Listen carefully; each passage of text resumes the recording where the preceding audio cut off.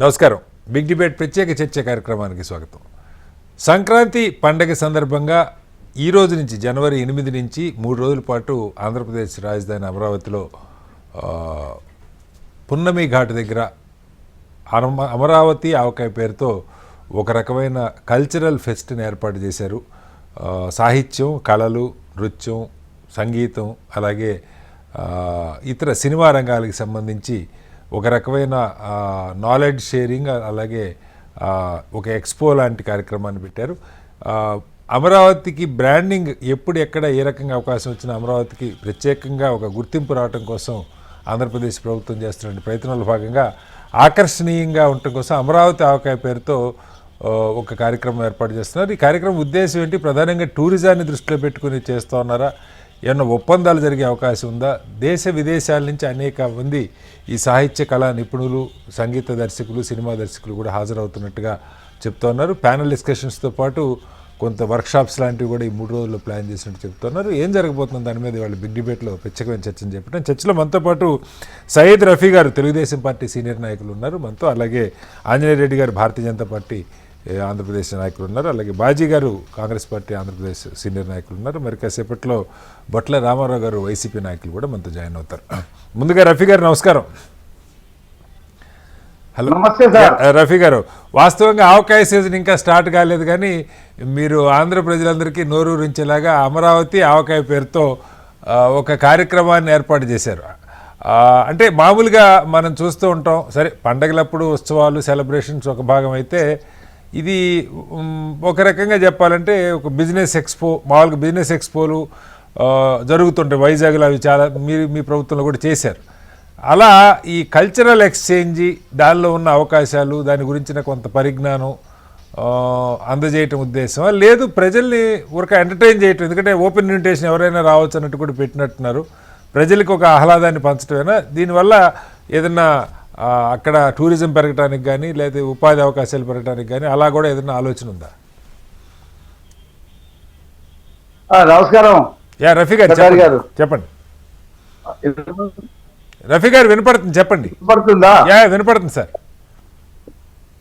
అలాగే మీకు, అలాగే ఆంజనేయ రెడ్డి, బాజీ గారికి, ఆంజనేయ రెడ్డి గారికి, బొట్ల రామారావు గారికి, హెచ్ఎంటీవీ వీక్షకులందరికి కూడా శుభ సాయంత్రం. సరే, ఏదైనా చేస్తే ఎందుకు చేస్తున్నానంటారు, చేయకపోతే ఏమీ చేయట్లేదు. అయ్యో, ఇందులో విమర్శ ఏం లేదు సార్. పెద్ద విమర్శ కాదు, కార్యక్రమం గురించి తెలుసుకోవడం కోసం పెట్టాం. దీని గురించి ఒక రకంగా ప్రభుత్వానికే పబ్లిసిటీ ఇస్తున్నాం అనుకోండి, అంతకంటే ఏం లేదు. చెప్పండి. అవును, కరెక్ట్. మీరు ఖచ్చితంగా మా ప్రభుత్వానికి పబ్లిసిటీ. ఇప్పుడు ఉమ్మడి హైదరాబాద్ లో తెలుగు తోరణం అని అవును అనేక వేదికలు ఉన్నాయి.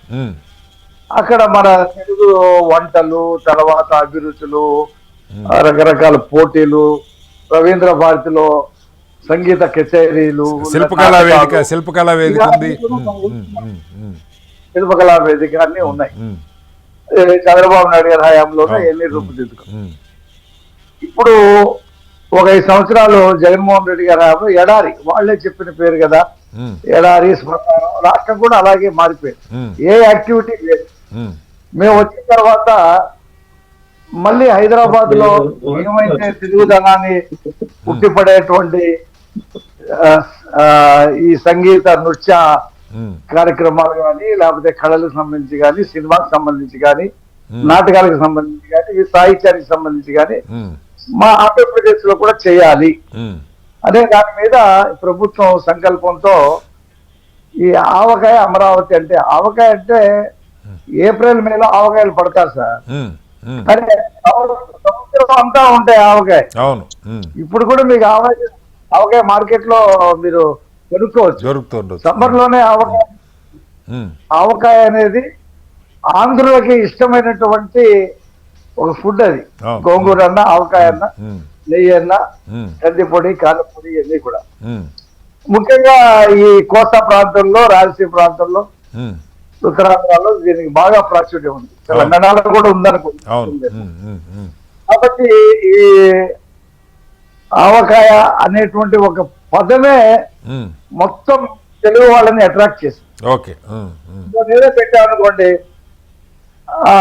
సాహిత్య సమ్మేళన అమరావతి అన్నాం అనుకోండి, లేకపోతే పెద్ద నృత్య మేము కూడా పెద్ద చర్చకి తీసుకో అలా పెడితే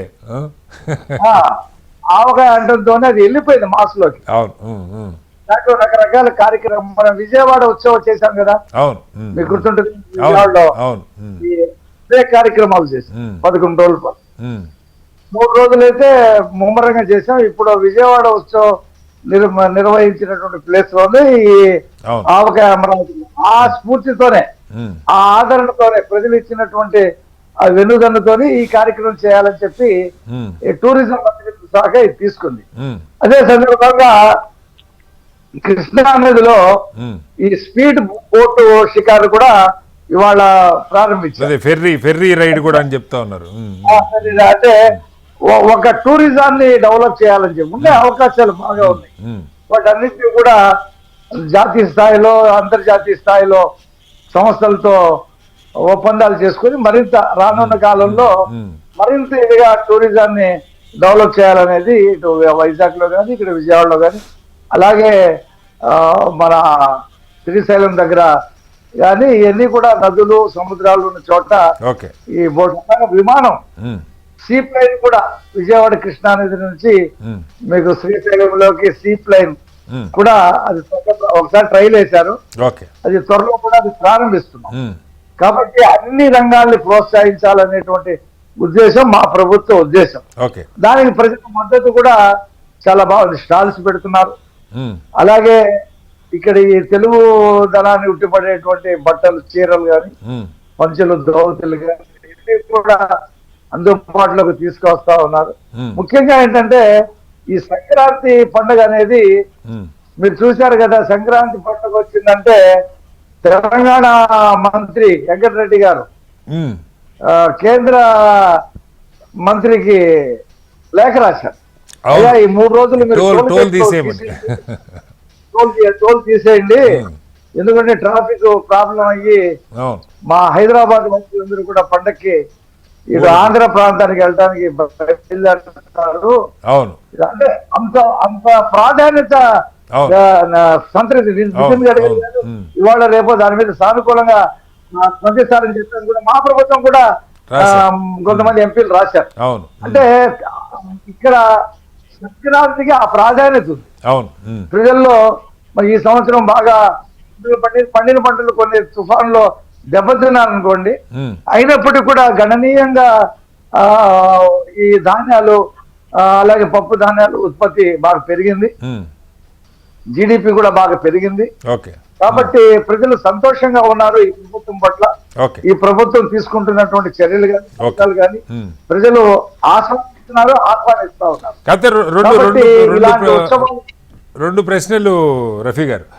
అంటే మొదటిదేమో అంటే దీనిలో అంటే ప్రభుత్వం సరే ఉత్సవాలు మామూలుగా సంక్రాంతి అంటే చెప్పక్కర్లా, ఆంధ్రప్రదేశ్లో ఊరు వాడ పల్లె ప్రతి చోట ఈ ముగ్గులు పోటీల దగ్గర నుంచి రంగవల్లులు, కోడిపందాలు, లేకపోతే పిండి వంటలు, హరిదాసులు ఇవన్నీ మనందరికీ తెలిసే దశాబ్దాలుగా.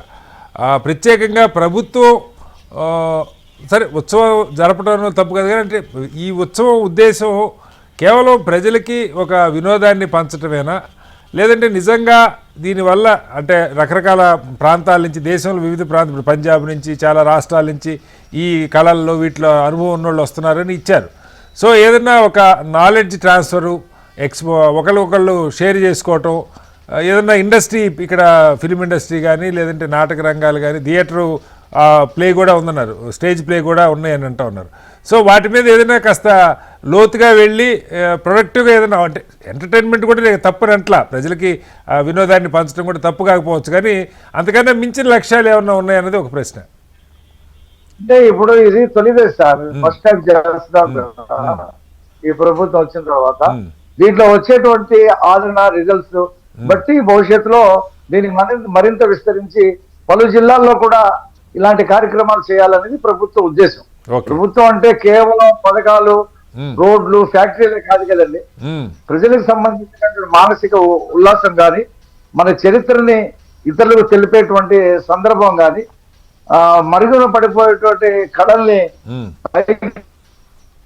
తీసుకురావడం కానీ, ఉమ్, అలాగే బిజినెస్ ఎక్స్పో కూడా దీంట్లో ఉమ్, బిజినెస్ ఎక్స్పోని కూడా ఆంధ్రప్రదేశ్ అంటే ఒక గుర్తింపుని తీసుకురావాలనేటువంటి ప్రయత్నంలోనే ఉమ్, ఇది మీ తొలి రోజుల్లో మొదటి రోజు ఇవాళ ఎంత ఆదరణ వచ్చిందో చూడండి. ఓకే మేము విజయవాడ ఉత్సవం కూడా అలాగే చేశాం. ఓకే ఓకే బ్రహ్మాండమైనటువంటి రెస్పాన్స్ ఉంటుంది. విజయవాడ ఉత్సవం ఎగ్జిబిషన్ కూడా పెట్టాం. ఓకే. కాబట్టి ఇవాళ అమరావతి అనేటువంటి ఒక ఆ, పేరు ఉమ్, అది ప్రపంచంలో నలుమూల తెలుగు వాళ్ళు దాన్ని ఇన్వైట్ చేస్తా ఉన్నారు. దాన్ని ఒక బ్రాండ్ ఇమేజ్ గా, ఒక ట్రేడ్ ఇమేజ్ గా, ఉమ్, ఒక కల్చరల్ ఇమేజ్ గా, ఓకే ఒక సాహిత్య ఇమేజ్ గా, ఇప్పుడు మా విజయవాడ పుస్తక మహోత్సవం బుక్ జరుగుతుంది. Exhibition book pest. ఫేమస్ కదా. దానికి కూడా ఉమ్, గణనీయమైనటువంటి ఆదరణ ఉమ్. వస్తా ఉంది. ఉమ్, ఉమ్, ఈ సంవత్సరం ఇందిరాగాంధీ మున్సిపల్ స్టేడియం లో కేటాయించారు. అవును. అంతకు ముందు ప్లేస్ PWD దొరికేది కదా, ఎక్కడో పీడబ్ల్యూడి గ్రౌండ్ లో అంబేద్కర్ స్టాట్యూ పెట్టిన తర్వాత మాకు గ్రౌండ్ లేకుండా అవును. పెట్టేవాళ్ళు. ఉమ్, ఉమ్, ఇప్పుడు చిన్న శాతవాహన కాలేజీ గ్రౌండ్ లో, చిన్న గ్రౌండ్ లో పెడితే చాలా ఇరుగ్గా ఉండేది. ఉమ్. ఇవాళ స్టేడియం కేటాయించాం మేము. ఓకే. ఎంతో ఆదరణ వస్తా ఉంది. అసలు ఈ ఈ ఎలక్ట్రానిక్ యుగంలో, ఈ సోషల్ మీడియా యుగంలో, ఈ టీవీలు ఇన్ని ఉండగా ఓకే పుస్తకాలకు కూడా ఇంత ఆదరణ ఉందా అనేటువంటి పరిస్థితి ఉంది వాళ్ళ.